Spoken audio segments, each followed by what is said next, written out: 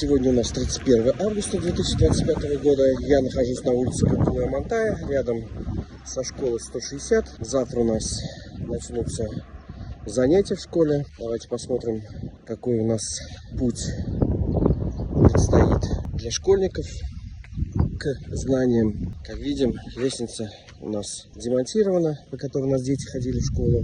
ПР также мы видим, да? Я нахожусь на улице Рыленко, а именно на тротуаре, по которой у нас дети из Кузнецовского затона ходят пешком в 160-й лицей.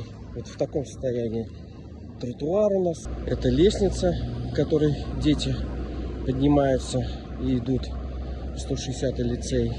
Как мы видим, кругом мусор, грязь, освещения нету.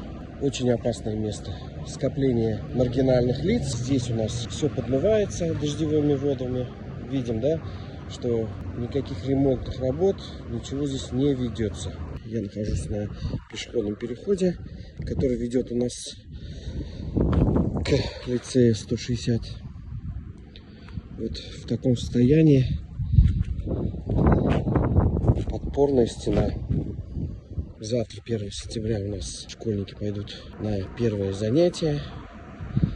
Придут гости, родители, первоклассники пойдут. И вот такое вот безобразие они увидят у нас по дороге к знаниям. По этой лестнице также в школу идут дети из Кузнецовского затона, жители микрорайона Колгуйский.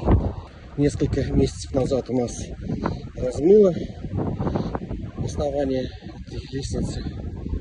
До сих пор не восстановили. То есть вот в таком состоянии лестница.